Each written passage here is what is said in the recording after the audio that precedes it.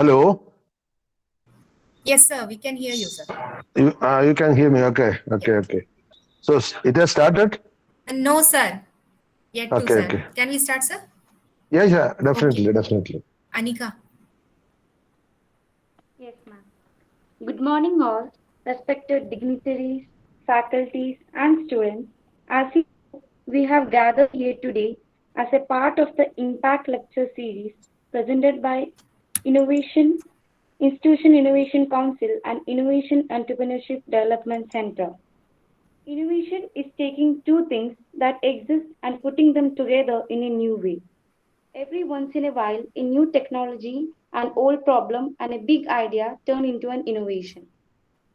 Firstly, I invite Dr. Mahima Ganeshan Ma'am, President IIC, to deliver welcome address. Ma'am. Thank you, Anika. Ministry of Human Resources and Development, Government of India established Institution Innovation Council to create a culture of innovation in higher education institutions. They tend to nurture new generation in developing their creative ideas and cognitive abilities and finally transforming them to prototypes.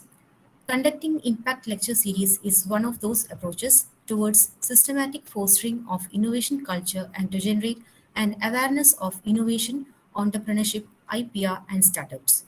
Today's lecture about entrepreneurship and creative business ideas will help in understanding the in-depth knowledge of innovation and the need for disseminating the system to young students. With this, I would like to welcome our highly respected Principal and Academic Director, Ahalia Group of Institutions, Dr. P.R. Sri Mahadevan Pillai, to this event.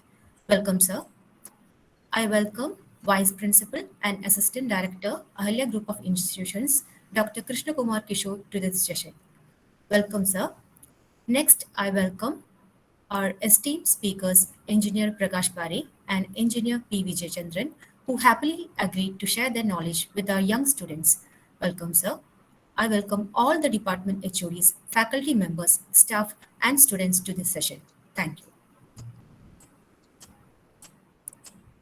Next, I would like to invite our respected Principal, Dr. P.R. Mahadevan Pillai, Sir, Principal of Ahalia School of Engineering and Technology, to deliver the presidential address. Sir.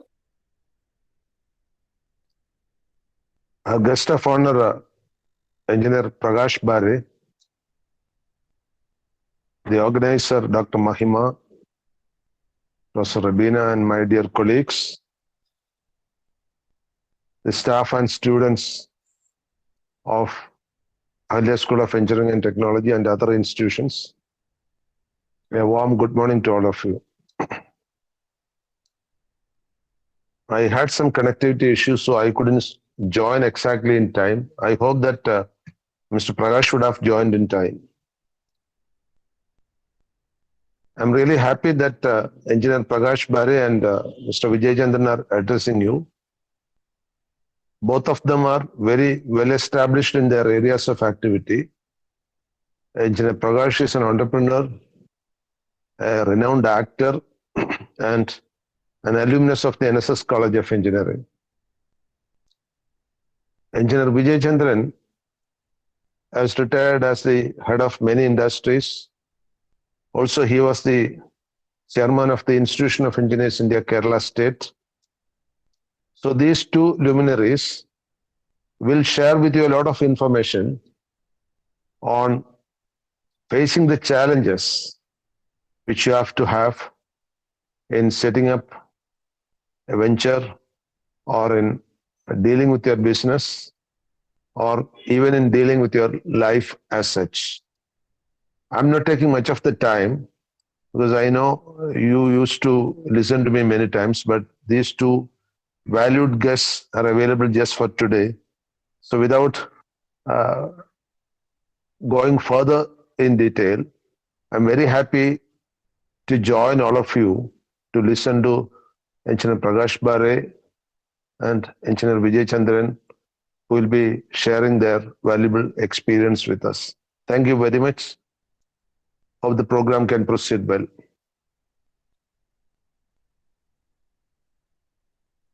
Thank you, sir. Now I invite Mr. Sharad R., of S6 Civil Engineering for the chief guest introduction. Here is one of our reference, Mr. Prakash Bere, an engineer and entrepreneur by profession, has held various technologies and business positions in the electronic design industry. GDA Technologies, an electronic design service and intellectual property company, co-founded by Mr. Prakash in 1995, in San Jose was acquired by L&T, Infotech, and Rambus INC after 10 years of its operation.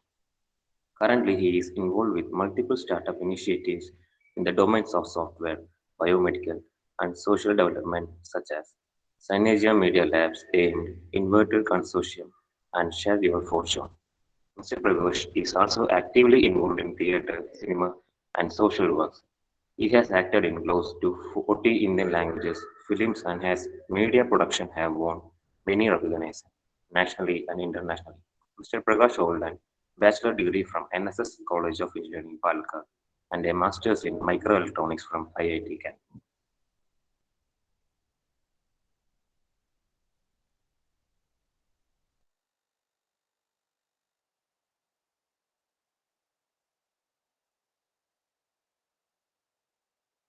Thank you, Sharad.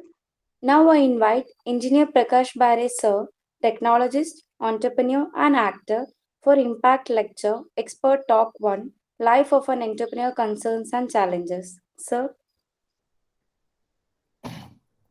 Thank you very much. Good morning, everyone. Good morning, Mapi sir. Good morning, Sri Vijay Chandran, Dr. Mahima, and all the colleagues and all the students there. It's a very wide subject about, the entrepreneurship itself. So I may be scratching the surface with the limited time I have. So I have 20 minutes? Is that right, Dr. Mahima? Sir, till 10:30, sir. 10:45 to 10:45. Yeah, 40 minutes, okay. So I'll try to do justice to that much time. Okay, sir. So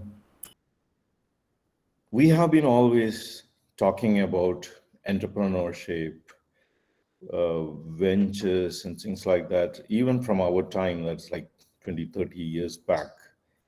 But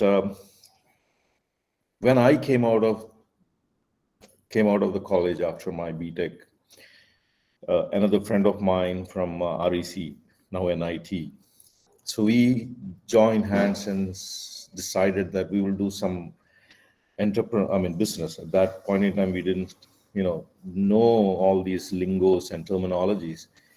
And we spent around 6 months latching on to an idea. At that time, Kerala was having a lot of power cut, and inverters or batteries and inverters to basically tide through those power cuts was a very important requirement, and there was not many solutions available, especially the cost-effective ones.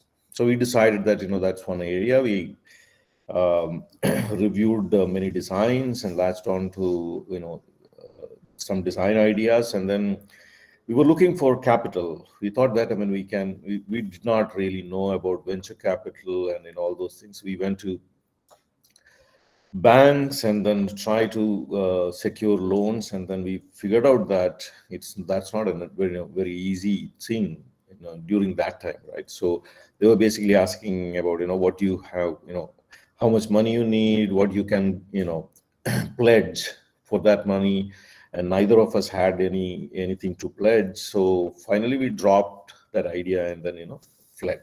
The other person, Vipin, he went to Gulf, and I went for my master's and then to the US, and then finally ended up doing entrepreneurship, building company in the US, where I figured out that how easy it is to be an entrepreneur in a platform which is enabled, right? With the ecosystem in place. So, but the things have changed significantly. Now we know that India has more than 100 unicorns at this point in time. There is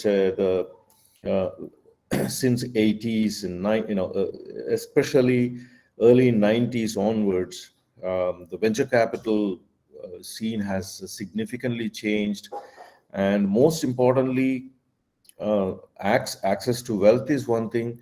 The attitude towards entrepreneurship. Earlier, it used to be like, അത് ശരി, ഇവന് ജോലിയൊന്നും കിട്ടിയിട്ടില്ല, അതുകൊണ്ട് ഇവനൊരു തരികിടയാണ്, അവന് പെണ്ണു കൊടുക്കാൻ പാടില്ല, അവനാള് ശരിയല്ല എന്നുള്ള രീതിയിലാണ് they used to look at entrepreneurs. Society's approach towards entrepreneurship has significantly changed, because now they see that people are becoming very successful, and society's attitude towards failure also has started changing. It's not, widely like across the spectrum. It is not like that, but somebody done do a startup and then he fail, and then he's a lot valuable for the next startup. So each failure you really learn what to do, what not to do. Like, what problems you have picked, what kind of funding you have gone for, what way you have basically executed the production or creation of the solution, how you have basically worked towards taking that solution to the market. All these things you have various way of doing it, where there are many mistakes you can actually commit in that process. Like one simple example is, you basically are securing funds. Giving away too much equity in the initial rounds of funding can actually seal the fate of the company. It may be very difficult to actually attract additional funds which is required for the success of that product, or attracting even talent, lot more talent at a later stage may be impossible, because there is not enough equity in the pool, because you have already spent it too much in the initial rounds. There are all these things. Now I think there are many ways of learning that. I think the internet and YouTubes and books. Earlier it used to be only books, but now there is each information you can really search and actually get. So current generation is has that advantage of actually doing it right every time, but each failure is actually makes you more valuable, right? So in Silicon Valley, a venture capitalist or anybody who is going to join you, or the entire society in general, they look at each failure as a strength. It's a reason to count on you a lot more, right? So that sort of an issue, earlier it was very difficult, but now we are reaching there. So I think we are basically very more matured, looking at these earlier it used to be like, your grandparents, or how they will basically talk about their grandchild. He is very, very, his studies, his results are very good, he got a good job, he don't even have to go to the office, he goes there for a couple of hours, he signs some papers and then come back. So then he takes a nap in the afternoon, and the evening they again go, they bring the papers here, he has to sign. And how even after your job you have quarters and mali and pension and things like that, right? So idea of a cushy career used to be like, you get you don't do much of a work, you get a lot of perks, right? But I think that is changing with this 100 plus unicorn from this part of the world. People are looking differently now. What kind of problems you want to really pick up, right? So a startup is actually mainly the idea, the market for that, the team who can basically execute, and the funding, right? So there are a lot more elements beyond that. പക്ഷേ ഈ നാലാണ് പ്രധാനപ്പെട്ട കാര്യങ്ങൾ. അതിനകത്ത് the idea itself, how do you pick the right idea? How do you make sure that the idea you have, what are the challenges or what are the possibilities of that? Is that the right one for you? Like, some idea may be too early, One example is microbiome. Our body, there are bacteria and yeast and things like that, colony of that. They say that gene-wise, genetic information-wise, these microorganisms in our body carries 10 times more information than what our gene itself contains. So they basically travel along with that generation to generation. So a lot of research has been done, a lot of correlation of that humans' well-being to these microbiomes have been established. Papers have come out which ties certain types of cancers and these microbiomes. But if you are creating a startup at this point in time based on this idea, it may be too early. It may take several more years to really solidify some of those findings, which can be used into a practically available solution, whether it is a test for human beings, whether it is a device for detection, whether it is whatever solution based on this idea. They may be 5 years, 10 years for that to mature. For a startup may not have enough time, a wherewithal to basically wait for that or survive until that happens. For big companies like Google's and Facebook's and even those companies, I think it's not like earlier days. Big companies are actually big guys can actually last forever.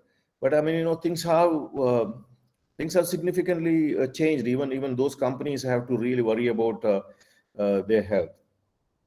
But for startup, if things does not happen in 1 year, 2 year, 3 year kind of time frame, it's very difficult to actually keep going beyond that. So picking the right subject is very important. And now today is actually, it's so difficult.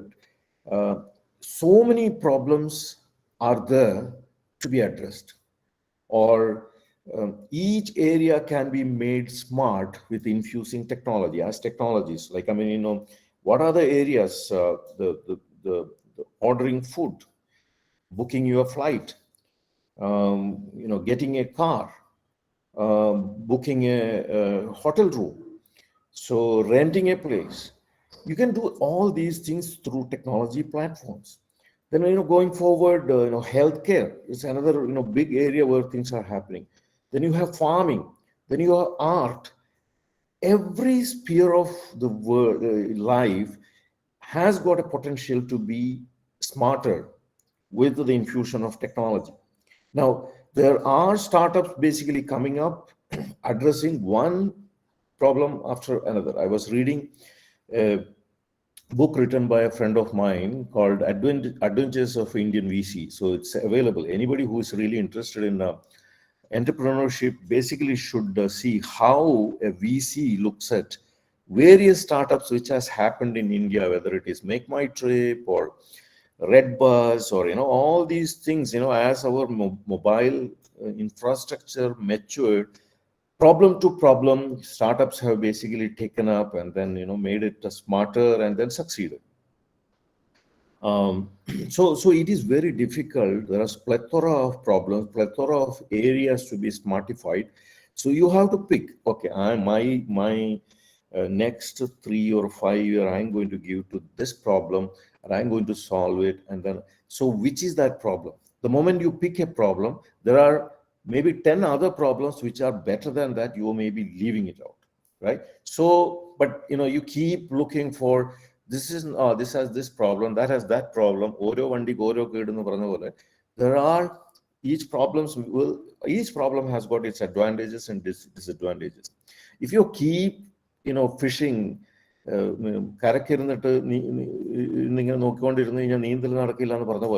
you keep basically doing it, and then eventually somebody else you will see that, oh, that problem, I thought about it, it's solved by somebody else.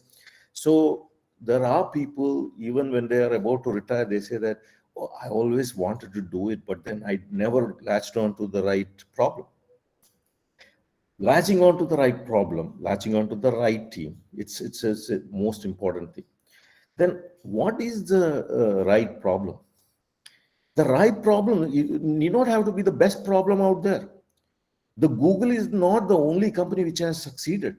Every one of these 100 unicorns, even though they are much smaller than Google, they have succeeded. So what is your objective in your life? What do you want as an outcome of your venture? Once you basically decide that, there are several problems which can basically fit into that profile. You don't have to be the best problem to address, right? So you probably instead of waiting for that for 5 years, you probably can do 2 startups in that 5 years. So it is a trade-off. It is a quite personal journey. So one of the biggest challenges is picking the right problem. In picking the problem, there is also one more interesting thing. We always have this dilemma or challenge of, should I focus on what I know, or should I focus on what they need, what the world needs, right? I studied VLSI technologies, in my master's. So which basically makes me, I can understand the problem happening in the semiconductor space, chip design, verification, the automation of that area, and then also creating semiconductor products on which all these operating systems and applications, everything runs. So that's very interesting area, right? But then quite often I think that, like I make a tool or a design which goes into a chip, and then that chip is made by somebody and they tape it out, and then somebody else make a board using that. Somebody basically creates a BIOS which runs on that. And on top of it, there is an operating system, and there are a plethora of applications which come there, and they offer a lot of services on top of that. And that connects to the end customer, right? Quite often, you don't basically get to see the success or the you don't have, this is an age of instant gratification, right? So whatever you do immediately, you need to get the result of that.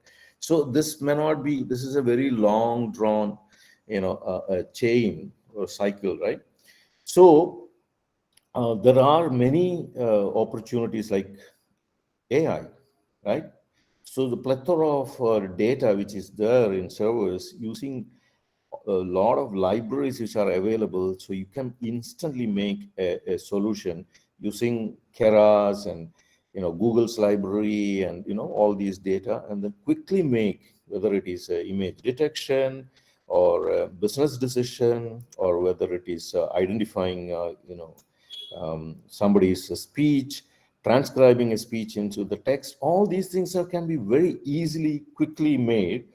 So which kind of area I really want to go for, what infrastructure available, what the market is asking from me, or what I know the most, or what I happen to study earlier, right? There's no one single answer to that, but it is a very important thing you need to consider. Quite often we say that we don't even, just because I happen to I studied 3 courses in a master's, the entire life I don't have to be basically, stuck with it. So the journey of an entrepreneur or a technologist is that of continuous learning. There are so many things which are actually happening every year. If you don't read, or if you give up on the habit of reading and learning, so it's very difficult for you to remain useful, right? So you should only give your education in a particular field. It probably is only worth a couple of years of your self-learning. So anything, one example is, blockchain, right? Blockchain is synonymous with Bitcoin, and the investment, and then the hype and all those things. But there is a very interesting peer-to-peer technology, and which can get rid of a lot of need for a trusted middleman for creating entities and executing things, right? So that technology is very powerful. It is a very democratic way. Especially in today's world, more and more things are getting centralized in big corporates, and we all knowingly or unknowingly, basically are subject of um, being exploited by, that. I mean, we get free services from all these big companies. Our data goes to them. One of my friends, family, they were saying that, they had a private conversation in their home about the pregnancy the lady was expecting. The next day, the husband is basically started getting, advertisements about baby wipes and things like that. So because in your home, no, you know or not, your phone is spying on you, whether it is Google or a Siri, because are continuously they're listening to your conversation, and Alexa, which is sitting at home. So all these, so there is a need for people to have a technology where they basically do not compromise on their politics, their privacy, their many of those things. So coming back to the point I was trying to make, the blockchain is actually such a young technology that, so whatever you have learned, whether it is civil engineering or whether it is chip design or whatever area it is, but it's such a green level playing ground that whatever you start learning there, that's going to basically give you a lot more leverage and impact. So I'm not basically asking, trying to create chaos here, that you all leave what you have learned and what you are doing, but I think it is very important to question that. Just because I studied this, do I have to stick to this? So when we are basically looking for problems to address, that is our pleasure, our happiness in executing that, in addition to the money part, which probably will come, success part, and the popularity or fame you may which will get. Beyond that, you have to be happy, and you have to create happiness around you, whether it is the people who are working with you or the customers who are actually using your solution. That, I suppose, is the the real return for what we do in this life. In what is the why what is the right way of going forward as an entrepreneur. I think if you go back and analyze that question more, it's really what you want to do with your life.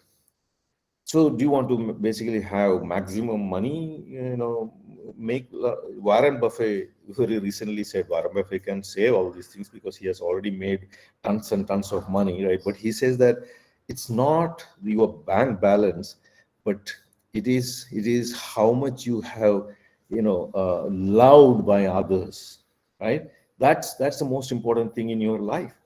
So I don't know whether he was taking a jab at Steve Jobs. Sorry, I mean Bill Gates. But so that's what he says. Right?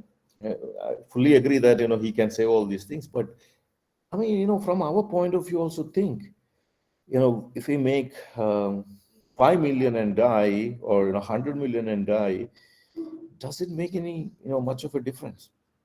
At the end of the day, how you lived, how you were happy, how you made others happy, how fondly they remember you after you depart. Everybody has to depart, right? So that's what is actually the mark we are trying to basically make in this world, is what our target is. If that is the case, then it's not really what we know, right? So in picking the problem, I think that is going to make a huge difference. Another important thing, which, so I'm in limited time, and then I'm trying to touch upon as many problems as possible. I mean, issues as possible without a very strong, clear structure. One of the biggest challenge today the world is facing is, I mean, you must have heard about the Great Resignation. How many of you have heard about Great Resignation? So in the Silicon Valley, in the US and around the world, after COVID, a lot of people have basically decided, okay, this is enough. So I am resigning. So, or I don't want to stretch too much. I don't want to basically travel to a crowded city. I want to basically sit at my home, however remote it is, whatever job I can get remotely to execute, I will do that. So people's attitude has significantly changed. Another thing is any walk of our life. Now, as we talked earlier, whether it is whether it is farming or art or finance or commerce or transportation or logistics, everywhere the reach of technology is going up leaps and bounds, right? So technology companies are becoming immensely rich. So earlier we used to basically know the GDP of the countries to be in trillions, but now Apple is a couple of trillions, Microsoft is about trillion, Amazon is about trillion. So all these companies are like becoming super rich. They have tons of money in the bank. Their valuation is going through the roof. So they are able to, their requirement for the next wave is even bigger. Now they have a lot more data to come. So their hyperscaler cloud is becoming, it's not able to basically handle enough, data or enough performance which is required for the future applications. They are trying to set up, the data centers in the trunk of your car, in your manufacturing centers, or in every base station, everywhere. So their requirements and their next target is much higher, and their demand for talent is higher. So they're starting to poach from each other. So Intel was the final word on chip technology or computer architecture, is struggling to hold their people because Microsoft and Facebook and all unsuspecting companies, software companies, want to do chip design. So it is the job market is really exploding. I used to hire entry-level engineers for $50,000 10 years, 15 years back. Now it is at least 150,000 average, or 140 or 130, and median salary in Facebook is more than 540,000, which is half of it is salary and half of it is maybe RSUs. There are stories about basically some of my earlier colleagues getting 1 million in joining bonus and $500,000 to $1 million in yearly remuneration. So why should I be an entrepreneur? For getting 10 million maybe after 5 years of work, versus I already get pretty good percent of that without taking too much of a risk. So in a startup, and earlier, at least your compensations used to be very, very small. I mean, you just make sure that you have enough buffer to basically pass through those entrepreneurial years. Now, that different. That significantly has changed. So in the US, the risk appetite for startups has significantly come down. And the salary, the resignation part which I mentioned, the attitude part which I mentioned, the salary increase which I mentioned, which is happening in the US also. Earlier, a salary of more than 1 crore was only country heads and MDs, and now I think a lot of senior managers and directors are in that category. So exactly how it is scaling in the Silicon Valley or other markets out there, same is happening in India. But still, Indian entrepreneurs have got a much bigger return. Okay, monetary is only one part of the thing, but you have the impact which we can create through that journey is another thing. But monetarily, this challenge which is Silicon Valley and other American markets are facing, that much we are not facing. We too have that same problem, but so that we have a lot more to gain compared to the job market, what the job market is offering today. So because of that, I think this decade is going to be really an year of entrepreneurship for Indian engineers. And in addition to that, another important thing which is happening is the blockchain related technology, which is maturing. Now it is going through a correction, but I mean, Ethereum and all these Solana, Cardano, and all these technologies, it is allowing you to create an entity with the people participation, which has got a much less dependency on deep pockets of the venture capitalists who are sitting elsewhere in the world. So that suddenly enables our engineers in a big way. You can create, it's like, cooperative societies of years, but in a foolproof, technological, highly trustable manner. You can create, currency exchanges, and you can create co-ownership of properties, or a lot of these, possibilities opened by this technology is now available to us.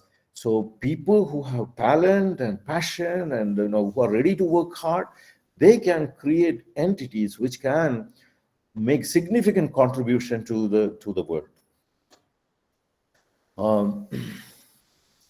So timing point of view, I think it's a great time to start companies in India, right?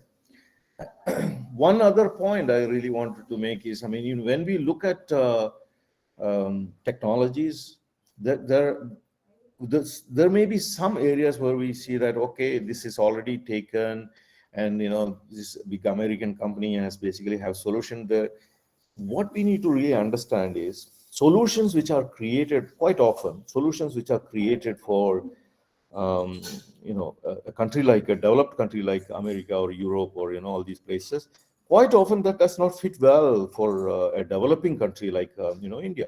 One example is, all these medical devices, all these big scanners and ventilators and things like that. Technology in that is not that it's not that complex.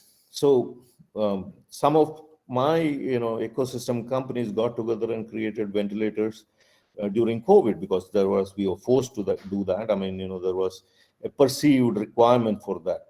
But we know that, for an Indian to basically get admitted in a hospital and pay 10,000 rupees, rent for a ventilator, and then after 20 days in the hospital, come out with 2-3 lakhs worth of bill, or even more. Obviously all the other rent and things like that. But this device part itself, I'm saying. So it is, quite often they have to basically sell whatever they have or take loan and, to move forward in life. It is not actually priced right. They have their own reasons about research and insurance and FDA approval and things like that. But a country like India has got a different framework to look at. One example is Amazon, and Flipkart is Walmart, and so they are basically going ahead and scaling. They're bleeding throughout, but they're scaling. They're following the Amazon model, which succeeded in other part of the world. But there is a friend of mine who started a company called DealShare. So two things he said.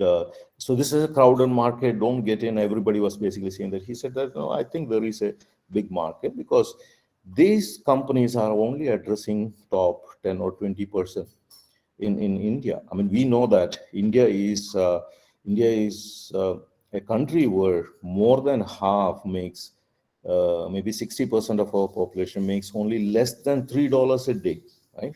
So it is that India, right? In that India, I think you are basically selling something to 10% who basically are always after luxury things and big brands and things like that. So he decided to focus on groceries and school uniforms and things which are essential for the common man. So and he completely said no to brands. He said that providers can create brand using this platform, and that became a very successful company. It is one of these 100 unicorns. So in last 3 years, it has basically, valuation has gone, and it has only covered 5 states in India. So they have to still expand to rest of the states. So this is an opportunity when you see that, oh, that is taken, Uber has taken that. In the US, now if you see so many companies who are coming up challenging the Uber, right? Because it's not the final word what they have done. So what I'm trying to say is, don't. So there could be an opportunity which is our country specific, really adapting that problem or finding a locally relevant solution to a problem than whatever has been offered in somewhere else in the world. So, I'm sorry, one second. Yeah, so we talked about, picking the idea, picking the team.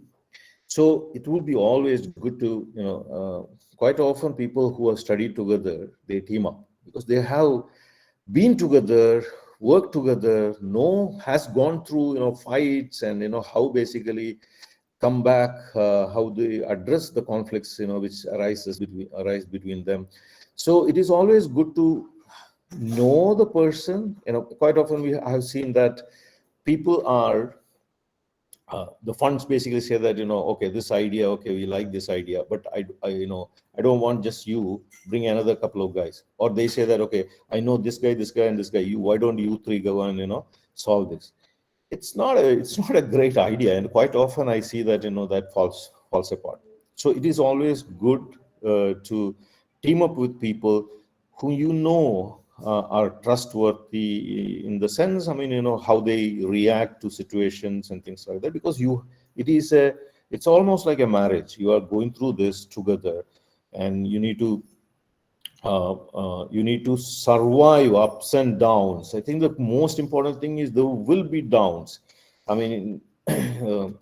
There are challenges. You are going with one product idea, and then you see that, oh, that product idea is great, and you are basically missing that opportunity. But sorry, you have committed to this problem and this team, and quite often you have to really, take it to the conclusion of this problem before, whatever happens elsewhere, right?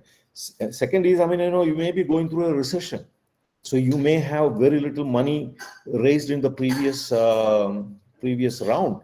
And then, immediately if you are going and trying to, raise more funds, your valuation, the value, the portion of the company you may have to give out to secure that funding may be very high. So in those cases, what you try to do is, complete the execution or completion of that, product without spending a lot of money. Quite often it will basically convincing your entire team to take a lower salary to tide over that period. So those are all time, actually, your leadership, all these, how strong is your bond, how all these things will be tested during these lows, right? So it is important to basically pick the right team, especially the core team. Else any churn in that, any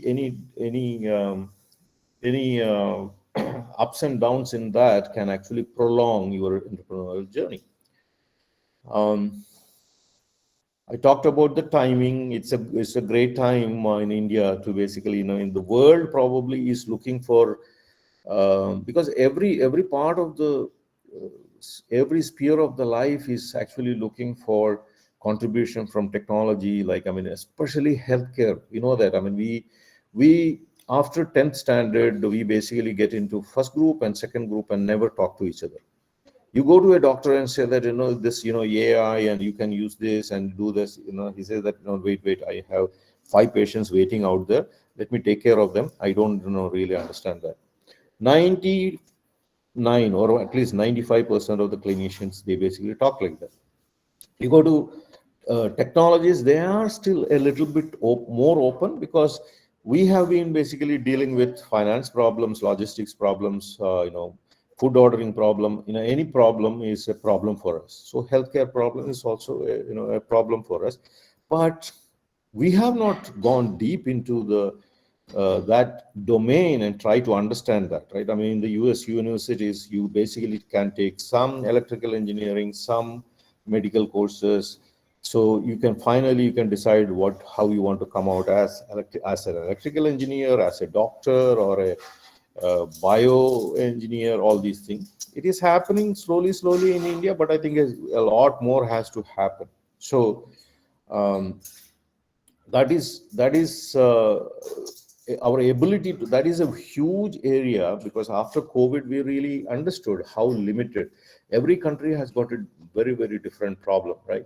So we have US, where they're miserably actually, they're even today after surgery, they ask their patients to immediately go home, right? I mean, where in India we have a totally different problem. We are scared to go to the hospital because they will ask you to take an MRI and then this and then that, and then say that, stay here for 3 days and a huge bill. And we are basically trying to run away from there, right? As early as possible. We use our connections, our recommendations to get out of that hospital without doing too many things, more things than what actually is needed. Whereas in the US, it's like, they push you out. So first is to get an appointment with the specialist. You have to wait forever. Then to get a surgery, you have to wait forever. The moment your surgery is over or a procedure is over, you're pushed out. Like, unless you complain that, you have a pain and things like that, they say that you go there, then, monitor yourself. And if there is any problem, let us know, because they are stretched. They are basically, they have a different kind of, they have a lot more doctors than any other countries, but they're it's all their insurance and the regulation and all these things make it very, very inefficient, and the COVID has really exposed that system. Whereas in India, I think, as I said, it's a different set of problems. So a small set of population get these access to healthcare, but the healthcare systems are highly priced, not reachable for rest of our population, and the challenges related to that. When you go to Africa, right? Here we may have one doctor every 10,000 people, 1,000 or 10,000 people, if I remember correctly. So there it may be 1 in a lakh in many places. There are total population of 1.4 billion, several countries together in the Saharan belt. I think, when India has got around 50, 60,000 ventilators in the beginning of COVID or middle of the COVID, these countries have got, the numbers are like 5,000 or even less than that. In many countries, it's like in 2 digits. So there is big challenge out there. So, and India can play a huge role by developing the right solution at the right cost, because I think the technology is offering quite a lot of advantage in that space. So I think that's a great market to really look at. So I talked about how experience, earlier it used to be very important. People will say that it's always a challenge. Should I basically go and work for some time and then start, a company? And or should I basically just forget about job? Like be Steve Jobs and Bill Gates, and even I should I even complete my course, and should I jump into entrepreneurship, right? So early, it really depends on the problem you are trying to solve. If during the Bill Gates and Steve Jobs time, there was no industries to go and get experience. They was creating basically personal computers, and nobody else had that. So today, for starting something in the blockchain, I don't think, you have to go and, work in some companies and then, try to do that. But if you are trying to basically create a ventilator company or a product which, which touches on many life and, it sets the bar very high, you probably would like to have some experience and especially connections. Like if you are trying to create a solution for American market or European market, so your ability to talk the language of those customers is very important. So you just basically have a middle class background and then a small time engineering college, and your English itself is challenge kind of situation.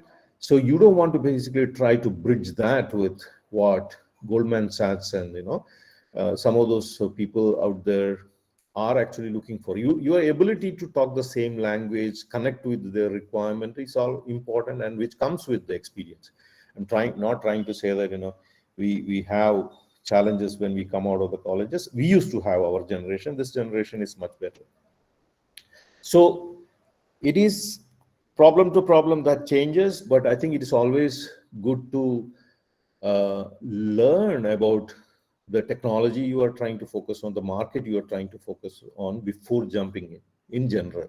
But when things are so hot, it's like VCs are actually looking for people who are very, very young. Earlier, it used to be, I want 2 IITs, one, IAM, and, this is the combination which is successful. I'm going to basically invest on this.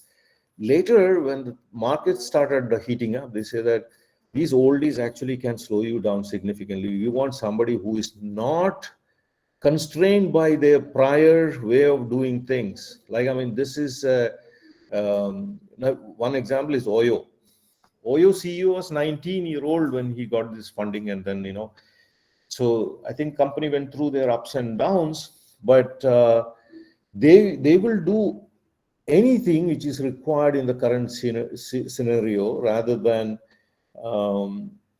based on how they used to do in the case of an older leadership. So there is that bias of new generation, new out there, breakneck speed, and but that cools down when the economic situation changes.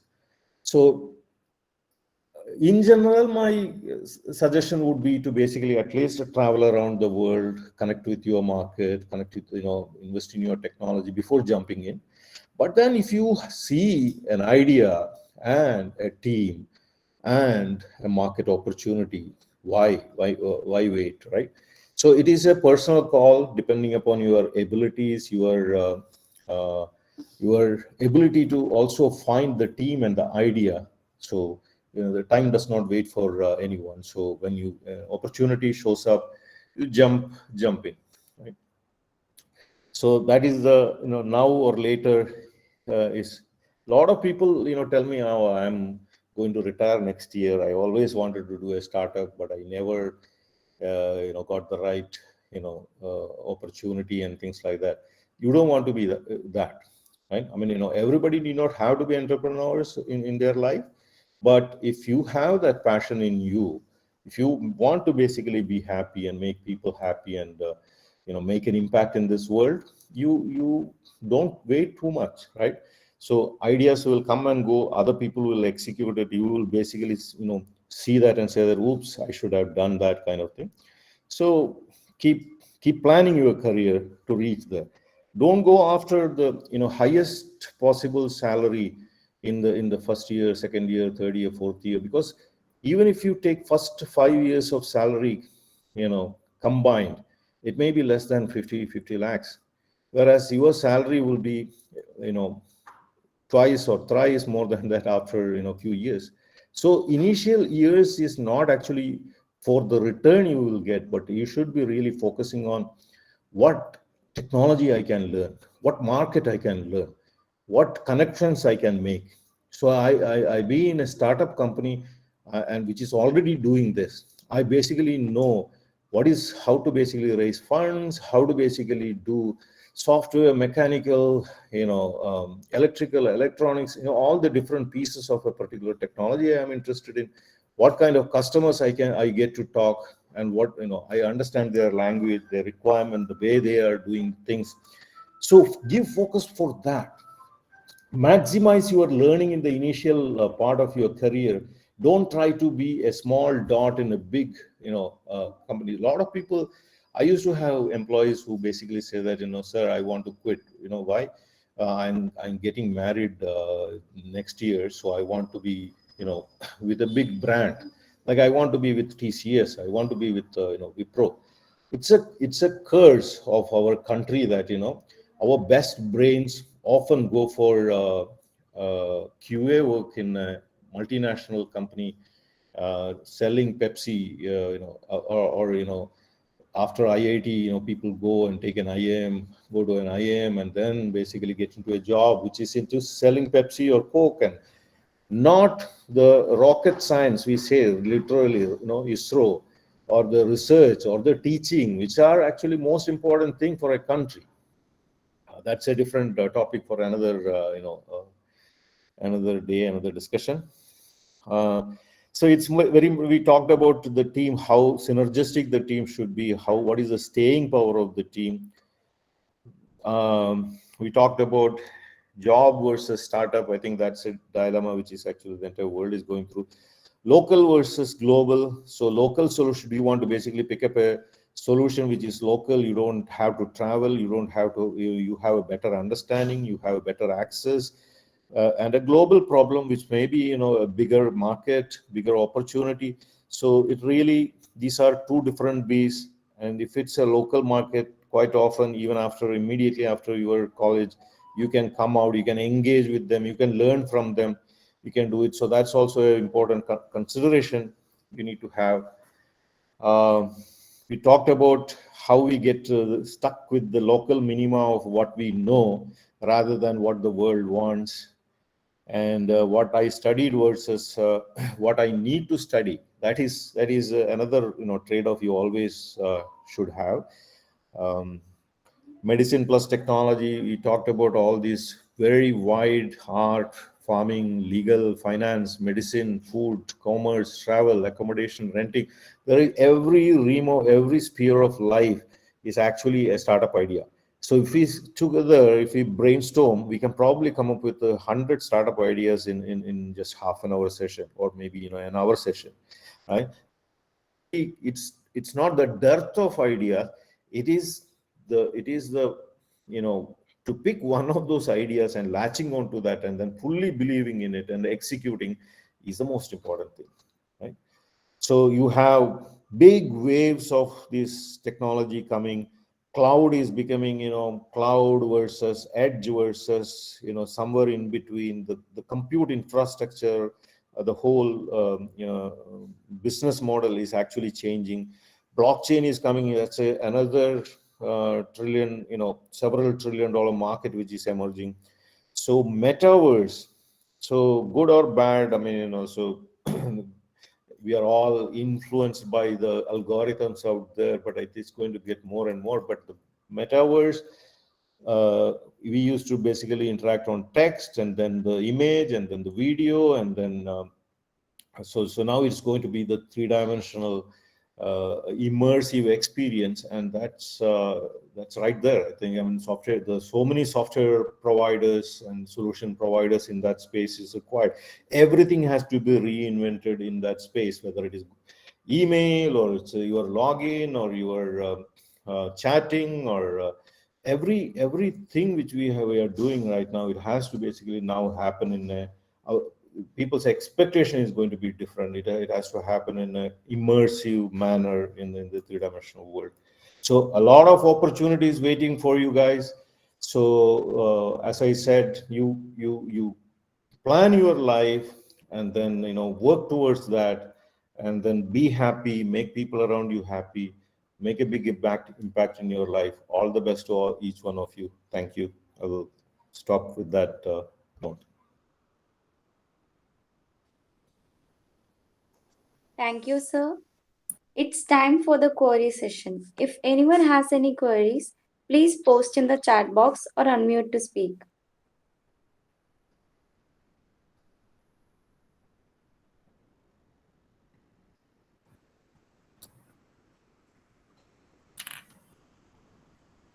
Sir, I would like to ask one more question. Sir, what was your experience regarding intellectual property rights? Yeah, I think that is a very important part of your journey. We used to we had gone through a phase where we used to jokingly say that you give a solution to China, and one company in China, you can consider that you have basically given that to every company in China, right? So different countries have different intellectual property rules. So you have to be mindful of how to protect your ideas and protect your design, right? I used to be the head of intellectual property division of the company we co-founded. So intellectual property means, I mean, that we used to call it IP core. Like, I mean, we basically semiconductor design, module, which Intels and AMDs and Sonys and Cisco's and Toshiba's will basically license from you and make part of their chip. But I mean, to protect your design, so you always basically go and patent, and then you try to fortify other people from blindly copying it. I mean, but the moment you basically take a patent, people know that how exactly you are using, and they can probably come do a workaround to basically get the same functionality with. So it's not a straightforward black and white kind of scenario, but you always want to, when you are basically doing something, you want to basically create a barrier to entry. You are basically executing so fast that others will not be able to catch up, or you basically amass or secure enough funding that you are really far ahead of the rest of the people in that space. Or if it is a simple idea, which is actually the core of your company, you really want to basically fortify that. You basically put as many landmines around that as possible, so that, I mean, to be fair, you are basically making such big commitments. You are, betting your life. You are basically making commitments to your employees, your investors.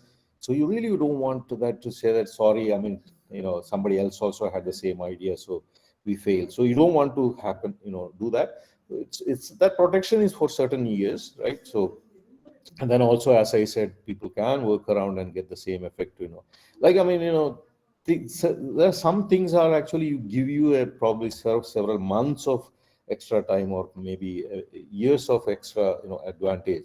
Like, I think in some chat, you press return, the message goes. In some, that functionality is not there. You have to really specifically click on an arrow, right? So these are small things which will basically affect the experience for the users, right? And then also you have to be mindful of whether you want to protect for the country, in India alone, or it is basically for even today. I mean, I basically was talking to a company who is basically creating a design, but they will encrypt the design, and then only they will license to China, right? So you have to be mindful of how much control you have on the IP scene of a country, and which country it is and all. I mean, you have to really do it. Also, when you are engaging with any collaboration, who owns the IP, whether you are going to own it or they are going to own it, you are going to have a license, or you own and they will have a license. When you are actually collaborating with academic institutes who is doing, or research institutes, how you are going to basically work together, who will own, all these things are very important. Yeah, I think it can be very crucial in certain product ideas. So you have to be mindful of that. Yeah.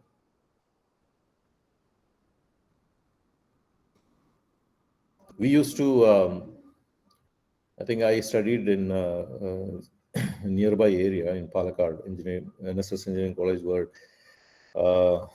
Professor Madhavan Pilla was also, I mean, we used to call him Mapi. He was our senior and later our teacher. So we have certain things in our DNA, right? I mean, we used to basically give the questions when we are doing the technology seminars, so that, because nobody will really care about, we are not that studious, or, that culture was not there for some reason. Even in schools, we probably would have asked the questions, but so we used to give a, piece of paper, some obvious questions we'll give them, and then they're good actors, right? So they ask those questions in a very studious manner. Maybe I should have given some questions here. Yes, sir.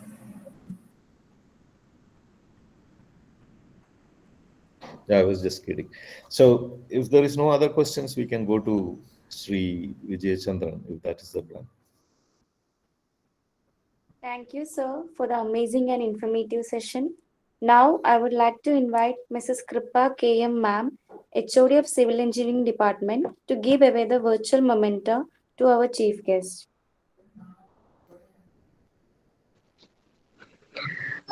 Good morning, everyone. On behalf of everyone here today, thank you, sir, for taking the time to speak us today on the experiences and also the challenges. You made some really great points in this meeting, and people like you think in a very good creative way and hence to think about the problem solving in a new way. As an appreciation for the time and the valuable input that you had shared us all today, I would like to offer a memento in the name of Ahalia School of Engineering and Technology. Thank you very much. So I think Professor Madhavampulla is quite an inspiration from our college days, and when he invites or since make a suggestion, so we will have to, our generation, we who have been looking up to him, we will it will be our pleasure to actually take part. So same here today, and then I also think Dr. Mahima is also another alumni. So I have a special bond to place like Palakkad. So which was my formative years. How we look at technology, how we look at society, how we look at life has basically influenced significantly, by my formating years there. Thank you very much for the appreciation. Thank you, Prakash. I've been listening to you fully except for a small break, because I had to join another program and come back. Your talk has been really inspirational to all our students. We'll keep in touch. Thank you very much for joining us. All right. Thank you. Thank you, sir.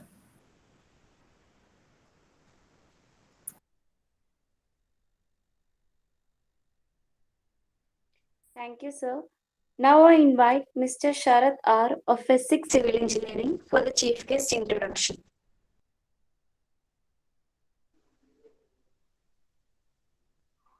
Former Chief Executive of Public and Private Sector Corporations, Mr. Engineer Vijay Chandran.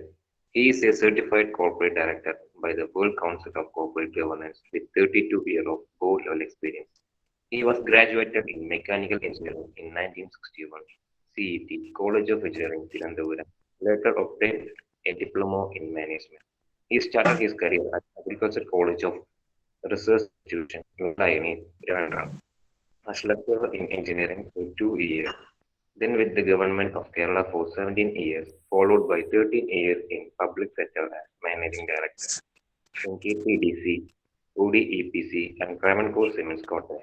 After leaving public sector, as chairman and managing director of Extreme Software Limited, the Indian subsidiary of a Canadian IT company with headquarters in Trivandrum and branches in Bangalore and Chandigarh, for 5 years, and finally with the Marine College, Kuttikanam, remained as honor director in the Hospitality and Tourism Department for their MMH program for 3 years, affiliated to MG University, Kottayam.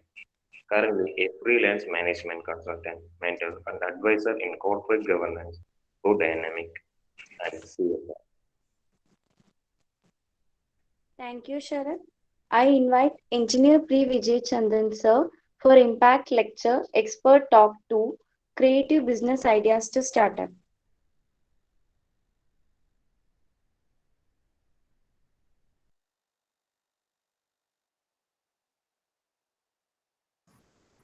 Sir, please unmute yourself. Sir, your mobile you can just rotate. You are looking horizontal.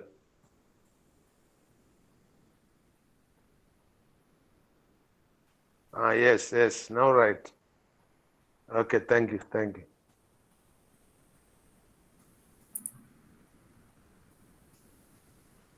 But audio is off. Yes, sir. We cannot hear you.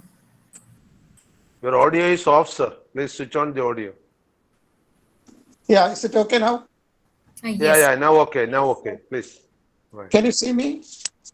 Yeah, very Yes, sir. clearly. Very young. Thank you for the compliment. Good morning, everybody. I'm extremely happy to be with you this morning.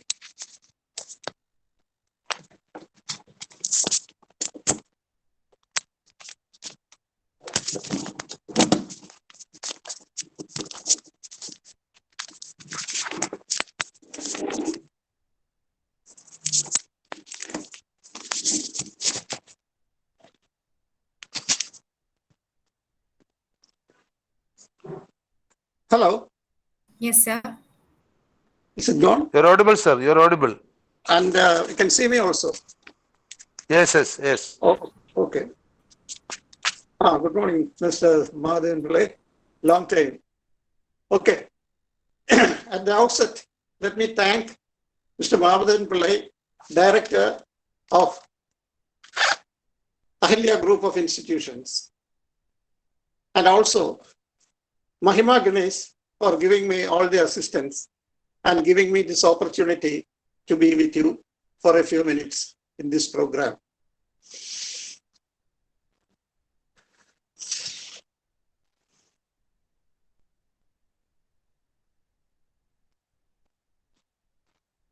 So, Ahalia Impact Program is, I have seen some of your previous programs and find that a large number of viewers, probably students and faculty, are really keen on listening to this program. Unlike many other cases where we were doing the programs during the earlier days, students were not interested. When subjects like this come, which will really affect them in their future, definitely the students will join. And I understand there are about 77 viewers for this program. And I'm not going to load you with figures, numbers, tables, and statistics. I'm going to have a plain talk with you. Over the last few years, India had built a robust ecosystem for startups and also for entrepreneurs. India is now the home to the third biggest startup ecosystem in the world. This is based on the Economic Survey report of 21-22.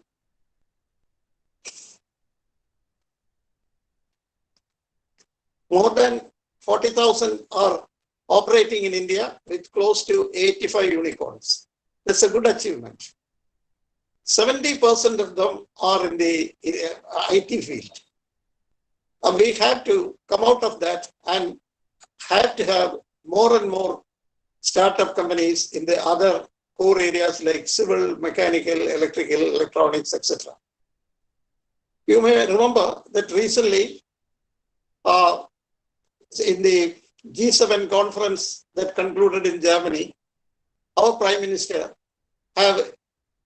stressed the need for startups and also for electronics manufacture. Electronics manufacture is coming in a big way to India. Government of India actively supports startups and entrepreneurs through various programs and initiatives.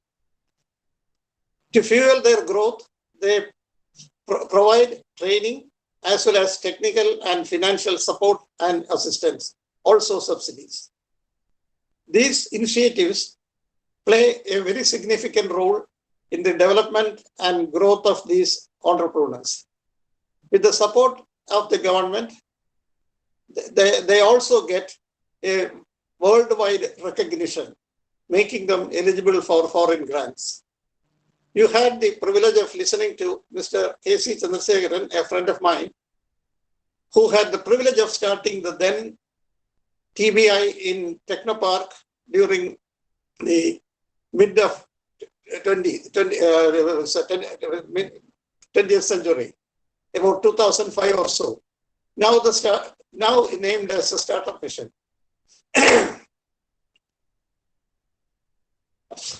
He was associated with the development of the program in Kerala for about 2 decades. He had already narrated to you in a previous session about the genesis and growth of the startup movement in Kerala. I'm not going to enter into that. Startups have been receiving increased attention in many parts of the world. In India, supported by favorable demographics, increased startup investors, and ever-increasing mobile penetration and government programs. The number of startups have increased rapidly, and more support has become available in all quarters. The mettle of Indian startups were tested and proved during the pandemic period. Even in the disruptions caused during the period, some sectors managed growth. Economic Survey reports that the country witnessed 1,400 recognized startups during the pandemic period and achieved unicorn status, making the total number of unicorn startups to 83. So it's a great achievement as far as India is concerned. The atmosphere is congenial, the spirit among youth is overwhelming, and the support from the stakeholders is remarkable. You also had the opportunity to listen to Srimati Lekha on her journey from the college to the corporate, her successes, setbacks, and revival story. She is a civil engineer. She is a civil engineering graduate, and with the responsibility of the family, could successfully organize, manage, and a transformer manufacturing unit, fighting all aids. That reminds me of the Chinese proverb, when the winds blow, some people build walls and others build windmills. Maximum number of startups are coming from IT. What about other branches? How many of you have ever thought about the water supply system in your campus? I don't know whether anybody has thought about it. Water was a rare commodity when the first unit in the Ahalia complex was started. A scientist from Trivandrum, Dr. P.K. Thambi, was responsible for the present water body in your campus, which was dry, and all efforts made by the management for having sufficient water supply for the first unit started, the hospital, were not a success. Can the civil engineering students think about this? Of course, the core areas like civil, electrical, and mechanical cannot be handled by a small group of people, and that, as well as straight from the college. You have to take an experience of minimum 2 to 3 years first before entering into any programs like this. This was already clearly explained by Srimati Lekha in her presentation. Dr. Thambi is very much in Trivandrum. I met him a couple of days back and mentioned about my plan to talk about this in Ahalia. He was really happy. He is responsible for rainwater collection and storing of rainwater in many many institutions in and around in Kerala and outside the state. To cite a few examples, the IIC unit in Trivandrum, the international school, all these people, when the civil engineers started the construction, they never thought of having a water source. They thought that they could buy some land near a paddy field, and from there the water can be pumped to this thing. And these things failed. So this gentleman has a technique which is not expensive, which is not highly complicated. It's very easy. I would suggest a group of civil engineering students meet him, discuss with him, and take this technology with you so that you will be able to help many institutions and households in your area where water is scarce. As far as I could know, the town of Palakkad is supplied with Sirivani water. But the rainwater, we have to collect, and the present system of collecting that in tanks may not be sufficient in future. You should have big water bodies like the one which has been created in your complex. Any assistance on this? As Dr. Thambi and myself are colleagues in many projects and programs, of course, in different areas. Thambi is in water management, I am in tourism or corporate governance. So this we will be only glad to help them. I would suggest some faculty member to take keen interest in this area, collect a group of people, let the more number. So, we will arrange, fix up an appointment with Dr. Thambi. He will come and explain to you the technology, this and also train these people so that they can take it up as a profession. I was thought of presenting the PowerPoint on this. Then I met him and he said a PowerPoint may not help them. Let them meet me, I will talk to them. So this is one opportunity for civil engineers. Nobody has thought about this. Water is going to be very scarce and we have to think about it at least now. The second thing, large number of multi-story buildings are now coming, apartment complexes. The structural design is always with the builder. There is no third-party inspection or third-party checking of the structural details of these buildings. In a few buildings that collapsed recently in Maharashtra and other places, they found that the reinforcement was not adequate. So this throws an area for another area for the civil engineering students as well as the faculty to enter this, have small groups of consultancy groups. This cannot be done by students alone. So the entire work can be done, but it needs supervision. That's why I suggested a faculty member also. And also you can think of taking a professional member from outside the college. One question, whenever I talk about this point, one question is put to me. We being a government, yours is not luckily a government college, is the management can take any decision, permit the faculty to associate with such programs without jeopardizing their regular work. The question is government people. There is provision in the Kerala service rules for taking consultancy and all. I have utilized that benefit while I was with the government. So I think it is 29 or 30 of the KSR articles. That making use of that, you have to come out of the college and do programs like this. I remember the services rendered by two of my teachers in engineering college. Dr. P.V. John, he was an authority on soil mechanics and foundation engineering. And Dr. Ramnath Iyer on geotextiles. Both of them are no more now. K.C. Alexander was the first structural engineer who was an executive engineer in PWD on deputation to engineering college and while we were students.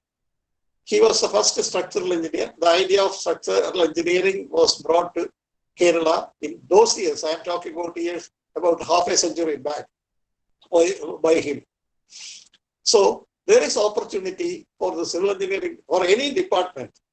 As, the staff and students join and take up initiatives so that viable and useful programs can be built. Coming to the electrical engineering students, whenever we go for interviews, we interview electrical students. One thing we find, they know because they have an IEEE unit in their college, they have some idea about the IEEE standards. But India is working on not only on IEEE, on BIS also.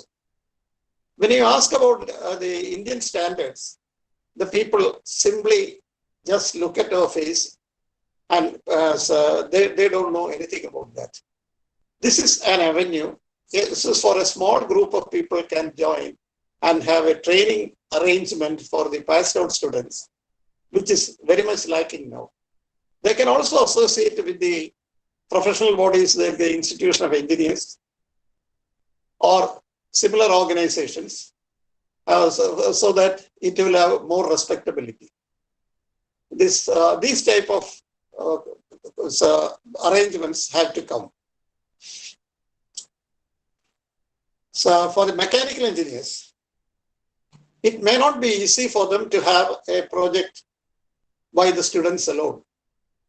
We find, whenever I go to colleges, I find the prototypes or models made by the students. In Trivandrum Engineering College, they have made a all-terrain vehicle, but that is the end of it. Every year they improve it and they go for the competition. They get some miracles, as I called it.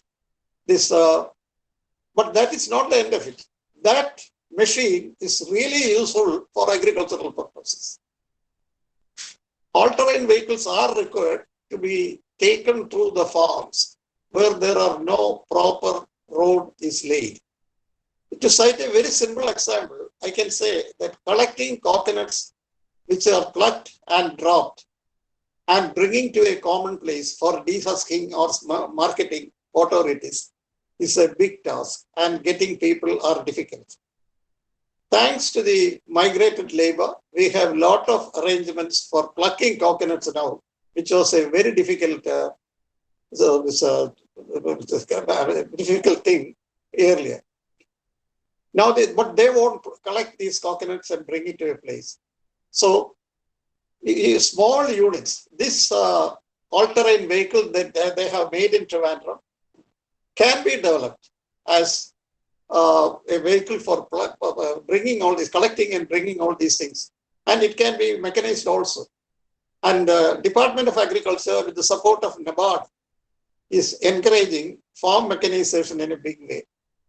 Recently, drones were also permitted for agricultural purposes. Drones, we could easily make drones, and one of the colleges in Trivandrum, there's a private college, I'm not naming, they were making this as a students program, and they also started a startup and started marketing it.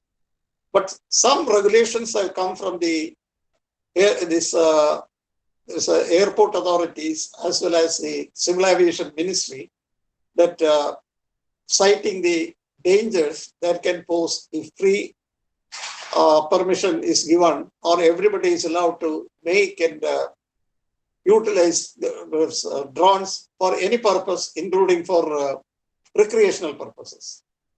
But now it is eased for agricultural purposes. This can be used. This is one area where the electrical, mechanical, and the electronic students can think of. Another thing. So, agricultural machinery, there is a research, testing and training center in Trivandrum under the Department of Agriculture. Nobody from the engineering college is used. 2 or 3 students who came for internship with me, I sent them there and found that the opportunities are great. But when they got to their program and passed the examination, they preferred to join a software company, to my disappointment, and probably for their betterment. Anyway, these type of opportunities are available. Now, leaving the technology, there are also many opportunities in tourism. We have plenty of water bodies in Kerala unutilized. Just simply putting 2 rowboats and a sailboat or a little more equipment, you can start a water sports club. When I was with KTDC, that was about 40 years back, we had a plan to provide these facilities in the Malappuzha Dam. A sailboat and 2 rowboats were brought there. Being a government officer, my term was over and my successor was not keen on these type of things. And that was the end of it. So if somebody wants to do that, this is an opportunity that also offers, anybody can do, whether it is electrical or mechanical, civil or whatever it is, whoever it is, they can do. Starting water sports clubs. One gentleman named Maganlal Redia from Bombay was brought at that time to survey the whole potential of Kerala on water sports. And he has his report, unfortunately, I don't have a copy with me now, clearly states where it can be done. But so is not even today, it is not fully utilized. You might have heard about the houseboats. The history of houseboats. When I was with KTDC, my then minister, I'm not naming, was very keen on houseboats in Kerala. I was sent to Kashmir. In Dal Lake, we could see the houseboats. Then there was a plan to send me to Japan. But by that time, the ministry collapsed. And it was the end of it. The problem with the Dal Lake and the water bodies in Kerala is it has to be in the backwaters. The Dal Lake, the water surface is smooth. And in our water bodies, it is lot of waves are there. And that type of houseboats cannot be utilized here. One boy, I will only call a boy because he just came out of the college with a degree in science, approached me. He was very keen on touring, approached me, and he started with tour handling and mentioned to me about the possibilities of water sports and converting the old Kettuvallams. I don't know how many of you know that. That was the big vessels with a covering used for transporting material from Cochin Harbour to various places, wherever the water body was available, whatever the canals were available. They used to come up to Trivandrum in those days. These things were lying idle at a place called Alum Kadavu. It is very close to Kayangulam or between Kayangulam and Koilum. This thing, he had the idea of converting one to a houseboat. That was the first houseboat built, and it was reported in a German journal. I am keeping a copy of it even now. This gentleman also have found out the potential for having treetops. Probably he might have seen it elsewhere. And the first treetop was set up in that area. This near, I think it was near Manandawadi somewhere. It was done. And these two were his contributions, though history has not marked his name. I have a copy of the original paper with me to give as a proof that he did it. Many people later claimed that they did it. You know, the houseboats have taken different shapes. So many things. Now there are conference halls. Many prestigious meetings and conferences are held in houseboats. This is a single man's idea. There are hundreds of such people among the student community in Kerala. If those things can be put to reality, the state will develop like anything, and it will be a great contribution for the posterity. One area which is lacking attention, it is not technical. Entrepreneurship doesn't confine to technology alone. I'm talking about the Technopark in Trivandrum. There are about 50,000 people working there. The recreational facilities for them is very much lacking. When the Nissan set up their design house near Technopark, One of the drawbacks they have pointed out was the employees, the officers, the employees, everyone who comes there do not get enough opportunities for recreation. It's a large area of land available at throwaway price in the waterfront, just within 40 minutes drive from Technopark. So if these areas can be converted as recreational center for these people, that will be a major project and a major profit earning proposition. With your technical background, you can easily influence the companies in Technopark. I think they go for many things, for birthday celebrations, for annual celebrations. When something is successful, all these things are celebrated in such places. So I would suggest an area near Varkala, between Varkala and Trivandrum. Vast areas of water body so far not utilized is there. That is an area ideally suited for sailing, swimming, and all sorts of water sports. And if you can get some land also, you can combine that with whatever it is, for any sports, any games, everything. Currently, large areas are available, virgin lands, owned by certain families there. And if they can be acquired by a group of people, it is expensive, very expensive. You say, I have a student going out of the college cannot do it. What the student can do is to organize programs. Organize programs, they have to find out investors. It is not very easy.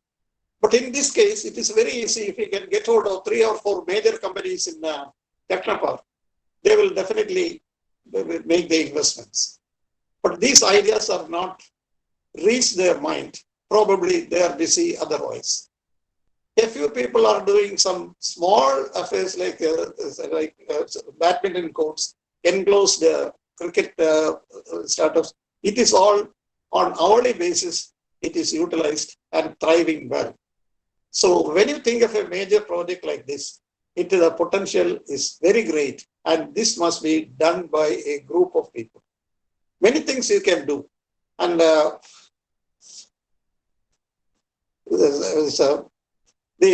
starting from locating the thing, the companies do not have the facility for such things, so they are otherwise busy. So if you can support them on locating the places, suggesting these things, what all things you can do, definitely there is an opportunity. And we people would like, with my tourism background, I would like to help such groups if they really want that. Another point is adventure sports. Adventure sports is coming up in a big way in Kerala. It started with rock climbing, trekking, and similar programs. There are some management schools, they keep horses for the teaching horse riding. And when I was with Marine College Kutikanam, so our students were also involved in the associated, or rather utilized the facilities of paragliding at Vagamon. They used to go for paragliding. So what is the connection between a manager and paragliding? There is. That gives them the real will, capacity for facing any problems when they come to the real world of business.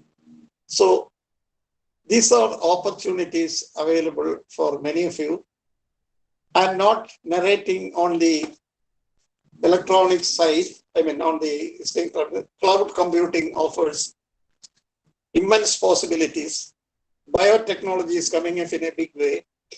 The biopark in Trivandrum has just started. Vaccine manufacturing is going to take place. Many small units also will come, and also this thing. You have to keep your eyes and ears open. Visit these places and find out the opportunities. The opportunities are coming in data analytics, artificial intelligence, Internet of Things, cyber security, sustainable products marketing. These are the other opportunities that are coming. And what you have to do is, these are not subjects most of these subjects are not taught in our regular syllabus. Some colleges teach some of them as add-on programs. Whenever you get an opportunity to attend to participate in an add-on program or attend a seminar of your interest, never leave it, go for it. One way of doing it is taking membership with the professional bodies, or it can be done either by the college or by the students themselves.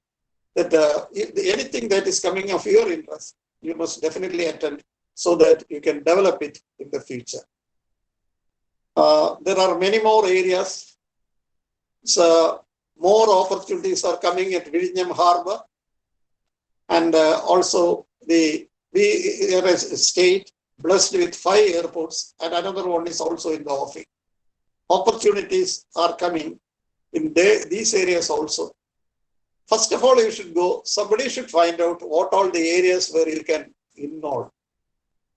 Some may come to our attention and our notice, and we will be presenting this in programs like this. But that is not the end of it.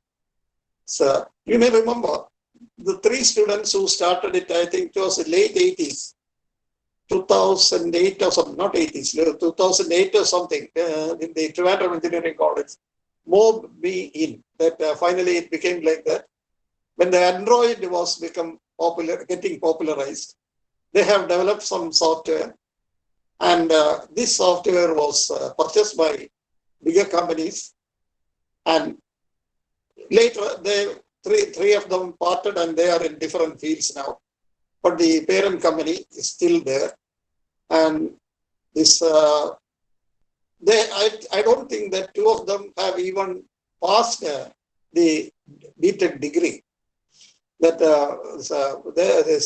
they must be having back papers.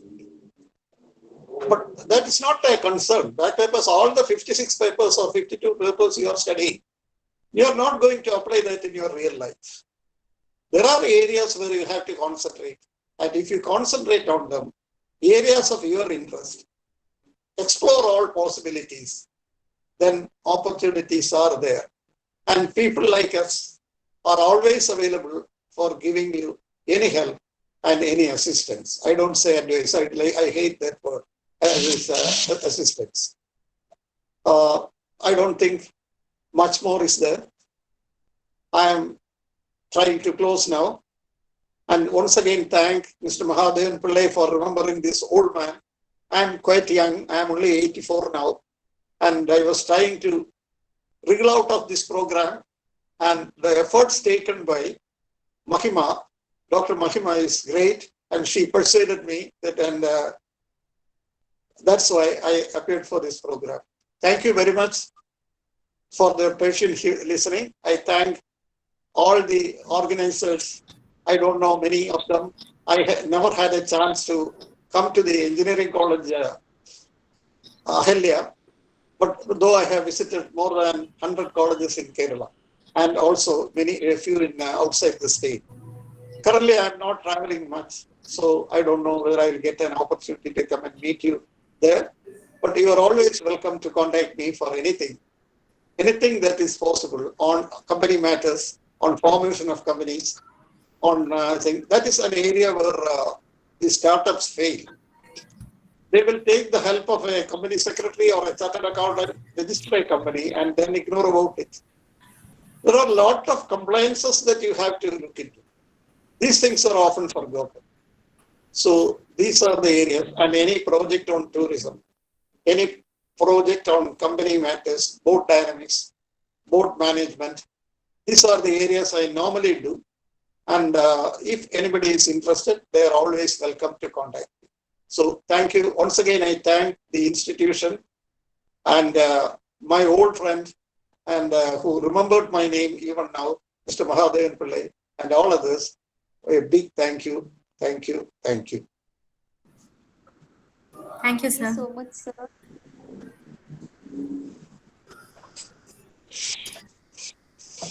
anyone has any queries, please post in the chat box or unmute to speak.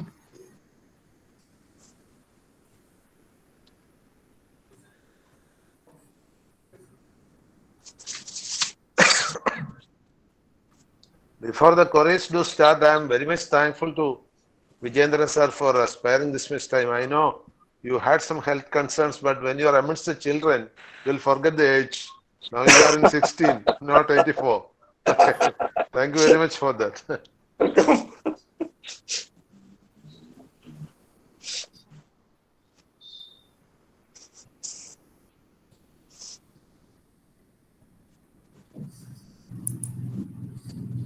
Any questions?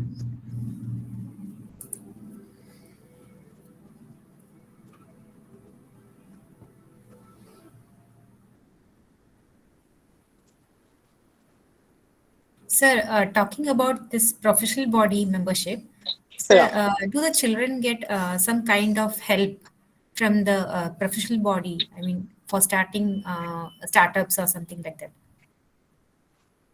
Uh, Financial help? most of the colleges are a member of ISTE, I suppose, Indian Society of Training Technical Education, Yes, sir. and also IEEE. Yes, sir. Are you a member of IEEE? No, sir. I am from civil engineering, so But probably the electrical Yeah, department. we are an institutional member of IEEE, sir. We are member of IEEE. Very So good. many branches are also here operating. circuit Okay. branches. Yes, sir. Ah, No, so that many will help. IEEE branches, student branches. That will really help It the is student. operative. But you should also give some importance to BIS, Bureau of Indian Standards, because that is now picking up, and the entire engineering system in the country will change. Very soon change. So BIS also they should be familiar with. That can be done through directly by the college through the BIS organization headquartered in Trivandrum. This is the state branch. Any help can be done, given, or the Institution of Engineers can also provide help for that.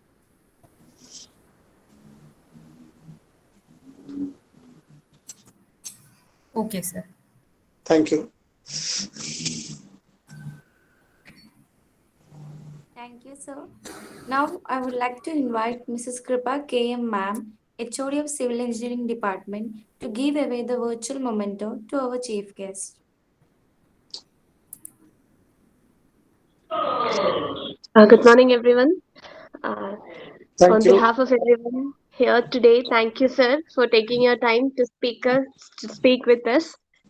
And we are so happy to speak with such a young engineer who is I'm surely always in here.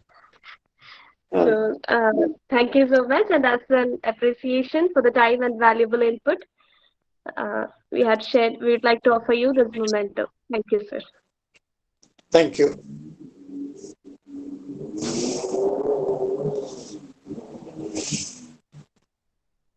Thank you, sir. Thank you, ma'am. Now, I would like to invite Ms. Vaishnavi S. of SCC Engineering to deliver the vote of thanks. A very good morning to all. It's an honor for me to have the opportunity to give a vote of thanks on behalf of Institution Innovation Council and Innovation Entrepreneurship Development Center of Ahalia School of Engineering and Technology. Firstly, I would like to thank our principal and director of Ahalia Institution, Dr. P.R. Sri Mahadevan Pillai sir, for gracing and guiding through this webinar. Next, I would like to thank our resource person, Mr. Prakash Bare, technologist, entrepreneur, and actor. Thank you, sir, for your innovative and interesting session. Also, I would like to thank Mr. P. Vijaychandran, former Chief Executive, Public and Private Sector Corporation, for accepting our invitation and being with us today. Your thoughts have truly inspired us, sir. I also thank the Institution Innovation Council and MHRD for funding the Impact Lecture Series. Also, thank you, Sharath and Anika, for supporting throughout the session. Last but not the least, I thank all the faculties and students chose to be live with us and attend this webinar with a great enthusiasm and made it a successful event. Thank you all.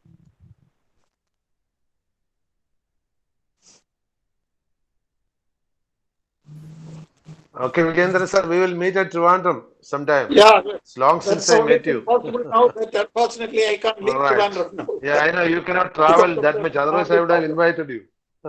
I'll come out there. Okay. Okay. Right. And of course,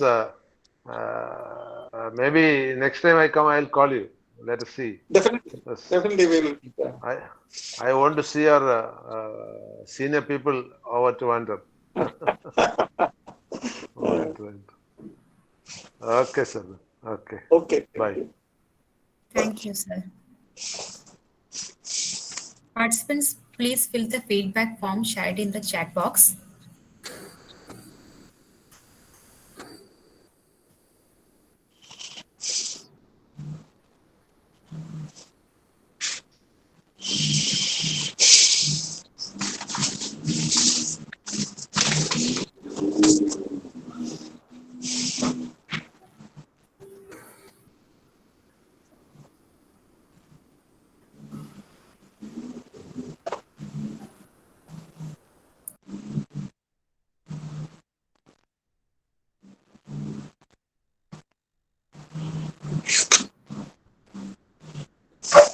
Sir, thank you, sir. Excited, sir.